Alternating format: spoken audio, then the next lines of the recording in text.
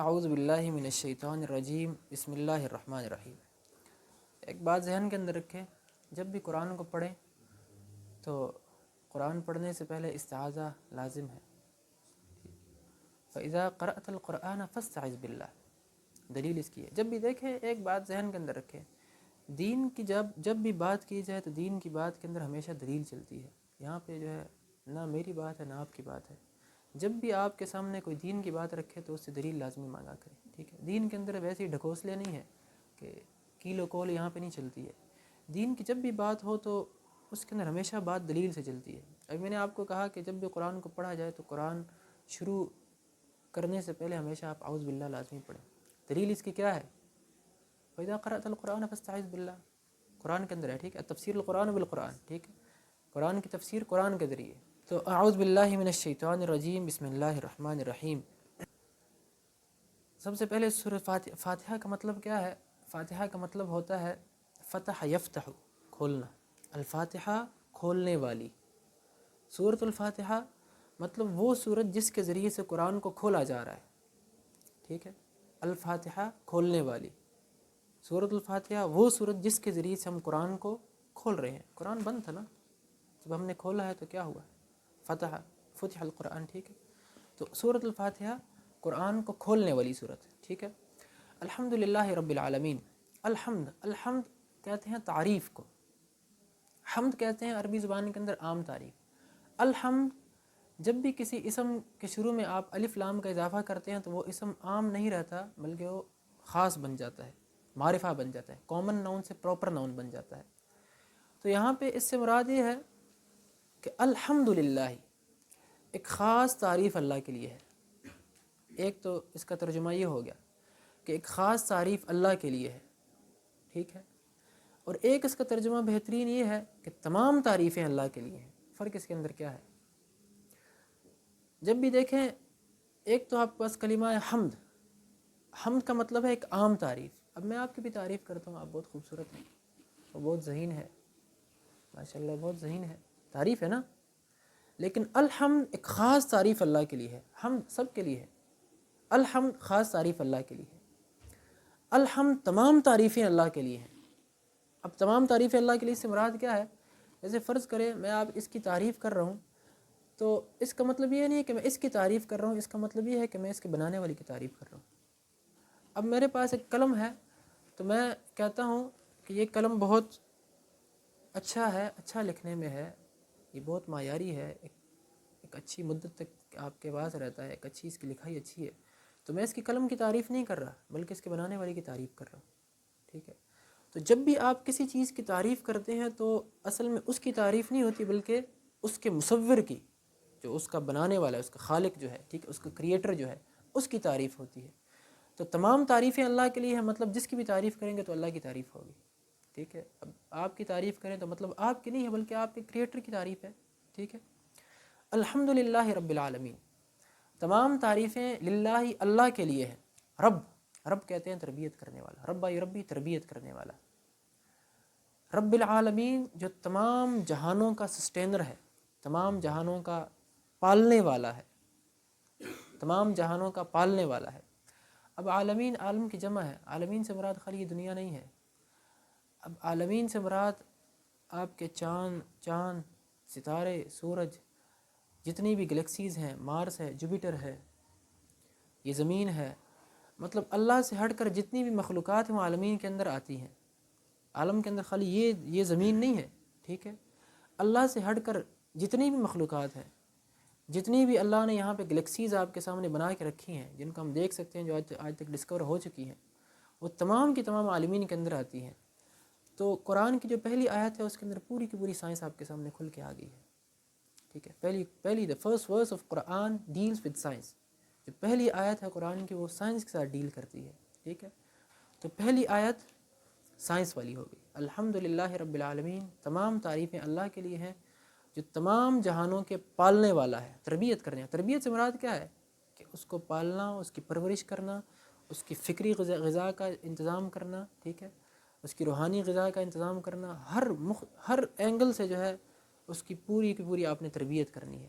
تربیت کے اندر خالی یہ نہیں ہے کہ آپ کھلائیں پلائیں اور اس کو بس ختم ہو گیا، اس کا لباس وغیرہ آپ جو ہے اس کو مہیا کریں۔ تربیت کے اندر تمام چیزیں آتی ہیں، جیسے ابھی والدین ہیں، والدین آپ کو خالی کھلاتے پلاتے نہیں ہیں، بلکہ آپ کی ذہنی جو فکری غذا ہے اس کا بھی خیال رکھتے ہیں، آپ کے لباس کا بھی خیال رکھتے ہیں، آپ کی تعلیم و تعلم کا ایک ایک چیز کا خیال رکھتے ہیں۔ تربیت کا ایک معنی بہت براڈ ہے، ٹھیک ہے۔ الحمدللہ رب العالمین، تمام تعریفیں اللہ کے لیے ہیں جو تمام جہانوں کا رب ہے۔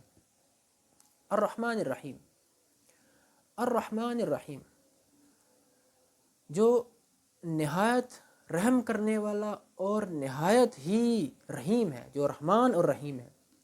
اب رحمان اور رحیم ان دونوں یہ جو دو نام ہیں اللہ کے صفاتی نام ہے۔ اللہ کا ذاتی نام اللہ ہے، صفاتی نام الرحمن الرحیم، اور بھی بہت سے نام ہیں، جیسے 99 نام آپ کے پاس ہیں۔ ان دونوں نام کے اندر لغویین جو اہل لغت ہیں وہ کیسے اس کے اندر تفریق کرتے ہیں کہ رحمان سے مراد اللہ کی وہ صفت ہے، الرحمن الذی یرحم عند الطلب، رحمان وہ ہے جو رحم کرتا ہے جب بندہ اس سے مانگے، ٹھیک ہے۔ رحمان وہ ہے جب رحم کرے جب بندہ اس سے مانگے۔ والرحیم الذی یرحم بدون الطلب، رحیم وہ ہے جو بغیر طلب کے جو ہے آپ کے پر رحم کرے، ٹھیک ہے۔ رحمان وہ ہو گیا جب آپ کوئی دعا مانگیں گے اللہ سے، یا اللہ ہمارے حال پر رحم فرما، تو رحمانی صفت ہے اللہ کی جو ہے نمودار ہو جائے گی، آشکار ہو جائے گی۔ رحیم وہ ہے جو بغیر مانگے آپ پر رحم کرے، تو رحمان للجمیع، رحمان تمام لوگوں کے لیے، رحیم مؤمنین کے لیے، ٹھیک ہے، مؤمنین، انبیاء، صدیقین، شہداء کے لیے، ٹھیک ہے۔ تو الرحمن الرحیم، مولانا ابوالکلام آزاد اس کی رحمان الرحیم کے پر اس کی تفسیر میں یہ کہتے ہیں کہ رحمان وہ ہے جس کا جو ہے اظہار ذات کے اندر ہو، رحیم وہ ہے جس کا اظہار ذات سے باہر ہو۔ اب بہت سے لوگ ہیں بہت رحم دل ہوتے ہیں، لیکن ان کی رحم دلی خالی دل کے اندر ہوتی ہے، باہر اس کا اظہار نہیں کر پاتے، ٹھیک ہے۔ بہت سے لوگ ہیں جو باہر کھل کے آپ پر رحم کرتے ہیں، دو صفتوں کے درمیان فرق ہے، ٹھیک ہے۔ مالک یوم الدین، مالک یوم الدین، یہ مالک ہے، اس کے اندر دو قراءتیں ہیں، ایک مالک یوم الدین ہے، ایک ملک یوم الدین ہے۔ ملک یوم الدین یہ بھی قراءت ہے، ٹھیک ہے، یہ بھی قراءت ہے، خالی یہ نہیں بھی آپ کے سامنے کوئی ملک پڑھ دے تو آپ کہیں نہیں یار جو ہے یہ تو غلط اس نے پڑھ دی ہے، ٹھیک ہے۔ ہمارے ہاں کوئی جو ہے کوئی دین کے جو ہے کوئی حدیث کے اوپر عمل کرے گا جو آپ نے نہ دیکھی ہے تو ہم اس کو کہتے ہیں نہیں یار یہ تو بدعت ہے، خود سے کوئی نیا دین اس نے جا کر لی۔ تو اس کی ایک قراءت یہ بھی ہے ملک یوم الدین۔ امام حنیفہ کے متعلق بھی جو ہے ایک اقوال معروف ہے کہ وہ بھی ملک یوم الدین کی قراءت کے قائل تھے، مالک یوم الدین کے قائل نہیں تھے، ٹھیک ہے۔ امام مالک بھی وہ ملک یوم الدین، ٹھیک ہے۔ لیکن ہمارے ہاں مالک یوم الدین ایک معروف ہو گیا، لیکن اس کے اندر معنی کا اتنا فرق نہیں پڑتا۔ مالک مطلب جو ہے آنر، ٹھیک ہے، مالک جو ہوتا ہے، ٹھیک ہے، مالک یوم الدین، ملک یوم الدین نفس شے، مالک یوم الدین، مالک یوم الدین سے لیکن اللہ ایسا مالک ہے کہ اس کا اختیار بھی ہے اور بروز قیامت اپنا حکم صادر بھی کرے گا، مالک یوم الدین، ٹھیک ہے، روز قیامت کا مالک ہے۔ اگلی آیت ایاک نعبد و ایاک نستعین، ایاک نعبد و ایاک نستعین، اے اللہ ہم تیری ہی عبادت کرتے ہیں اور تجھ ہی سے مدد مانگتے ہیں۔ اب یہ جو اسلوب ہے قرآن مجید کے اندر، اس اسلوب کو کہتے ہیں اسلوب القصری۔ قصر وہ ہے کہ جب بھی آپ کوئی بھی جملہ پڑھتے ہیں تو جملے کا سٹرکچر کیسے ہوتا ہے، فاعل آ گیا، فعل آ گیا، پھر مفعول آ گیا، لیکن بعض اوقات عربی زبان کے اندر آپ مفعول کو کیا کرتے ہیں، مقدم کرتے، مفعول کو مقدم کر کے فعل فاعل کو آگے لے جاتے ہیں۔ جب مفعول کو مقدم کیا جائے تو وہاں پہ کسی چیز کو خاص کیا جاتا ہے۔ اب اصل میں یہ ہونا چاہیے تھا کہ نعبد کا و نستعین کا، ترتیب یہ ہونی چاہیے نا کہ فاعل آئے پھر فعل آئے پھر آگے مفعول آ جائے، لیکن یہاں پہ مفعول کو ہم نے شروع میں رکھا ایاکا، تیری ہی، نعبد ہم عبادت کرتے ہیں، و ایاکا اور تیری ہی، نستعین ہم تجھ سے مدد مانگتے ہیں۔ جب اس طرح کا اسلوب ہے اس کو کہتے ہیں اسلوب القصر، اور اس اسلوب کے اندر ہم ایک چیز کو خاص کر دیتے ہیں، مطلب یہاں پہ جو عبودیت ہے، عبادت ہے، وہ صرف اللہ کے ساتھ خاص ہے، ایاک نعبد، کہ ہم صرف تیری ہی عبادت کرتے ہیں، و ایاک نستعین اور تجھ ہی سے مدد مانگتے ہیں، ٹھیک ہے، تجھ ہی سے مدد مانگتے ہیں۔ دنیا کے اندر مدد مانگی جا سکتی ہے، وہ تو آپ کا جو ہے کسی سے کوئی کام پڑ جائے اس حد تک آپ مدد مانگیں، لیکن یہ نہیں ہے کہ آپ جو ہے ہر ٹائم کسی کے بالکل جو ہے ترلے اور منتیں ہی آپ کرنا شروع کر دیں۔ دنیا کے اندر آپ کام پڑتے ہیں کسی سے، فرض کرے میرا آپ سے کوئی کام ہے تو میں آپ سے مدد مانگ لوں گا، کس سے کام ہے کوئی سے، اس سے مدد مانگ لوں گا، لیکن یہ نہیں کہ ہر وقت ایک انسان ایک کے پیچھے بالکل سوال کرتا رہے، ٹھیک ہے. تو اصل جو ہے مدد جس سے مانگنی چاہیے وہ اللہ ہے. اہدنا کا مطلب ہے زدنا. ایک اس کا مطلب یہ بھی ہے کہ یا اللہ ہماری ہدایت کے اندر اضافہ فرما. کیونکہ یہ دعا انبیاء بھی مانگتے ہیں. کہ انبیاء ہدایت پر نہیں تھے لیکن انبیاء اپنی ہدایت کے اضافے کے لیے دعا مانگتے ہیں. اہدنا مطلب زدنا فی الصراط المستقیم. اللہ ہمیں جس رستے پہ ہیں اس کے اندر مزید ہماری ہدایت مزید جو ہے زیادہ کر. ٹھیک ہے. الصراط المستقیم، صراط کہتے ہیں رستے کو، لیکن ہر رستے کو صراط نہیں کہتے. ٹھیک ہے. عربی زبان کے اندر ہر رستے کو صراط نہیں کہتے. صراط اس رستے کو کہتے ہیں جس کے اندر آپ کی 6 چیزیں جمع ہو جائیں، اس رستے کو ہم صراط کہتے ہیں. ٹھیک ہے. ایسے ایک عام رستہ ہے اس کو ہم طریق بھی کہتے ہیں، طریق. لیکن صراط ہر ایک رستے کو نہیں کہتے. صراط وہ رستہ ہے جس کے اندر آپ کی 6 چیزیں جمع ہو جائیں. ایک تو یہ کہ وہ رستہ بالکل واضح ہونا چاہیے. ٹھیک ہے. اور رستہ بالکل واضح ہونا چاہیے، کوئی اس کے اندر اشکالات نہیں ہونے چاہیے. یہ نہیں کہ آپ یہاں سے دائیں مڑیں پھر بائیں مڑیں، بائیں سے پھر دائیں ہو جائیں، پھر سیدھے جائیں، پھر دائیں، پھر بائیں. نہیں، ٹیڑھا میڑھا نہ ہو، بالکل واضح ہو. ایک شرط اس کے اندر یہ ہونی چاہیے صراط کے اندر کہ وہ رستہ بالکل واضح ہونا چاہیے. دوسری شرط یہ ہے کہ متعین ہونا چاہیے، کہ تعین ہو یہاں سے یہاں تک رستہ ہے. اب یہ نہیں کہ چلتے جاؤ، کہاں جانا ہے کوئی پتہ نہیں. ٹھیک ہے. متعین ہونا چاہیے کہ یہاں سے لے کر یہاں تک یہ ایک پوائنٹ ہے، اس پوائنٹ سے اس پوائنٹ تک آپ نے جانا ہے.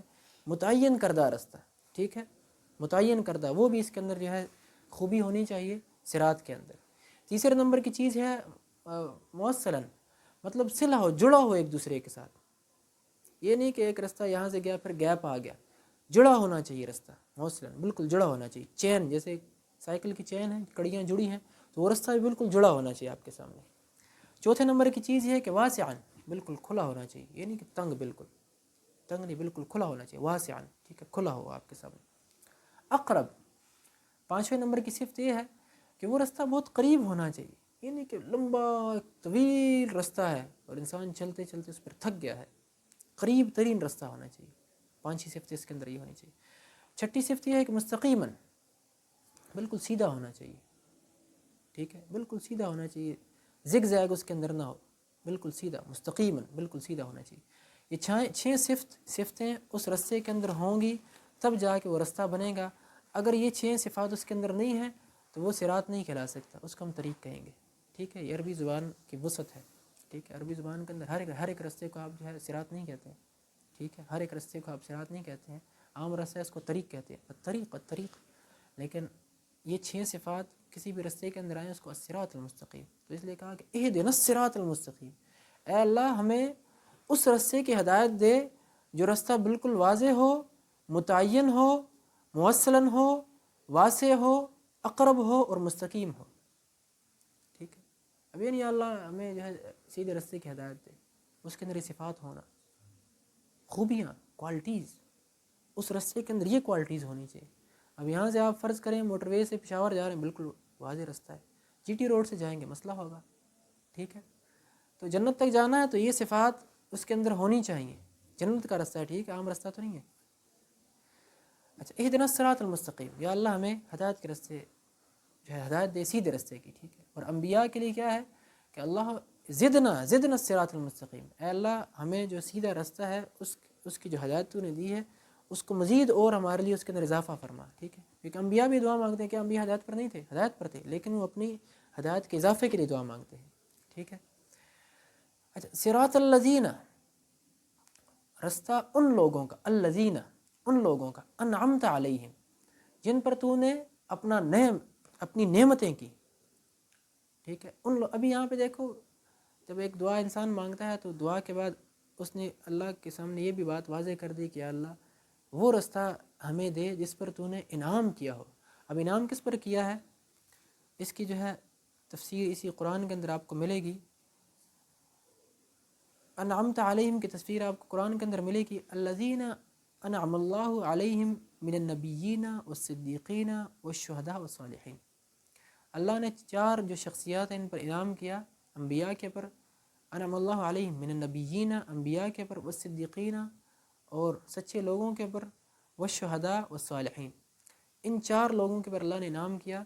تو یہاں پہ جب بھی کوئی دعا مانگتا ہے صراط الذین انعمت علیہم، انعمت علیہم، یا اللہ اس رستے کی ہمیں ہدایت دے جس پر جن جن جن جن لوگوں پر تو نے اپنی نعمتیں کی، ان لوگوں کے رستے کی ہمیں ہدایت دے۔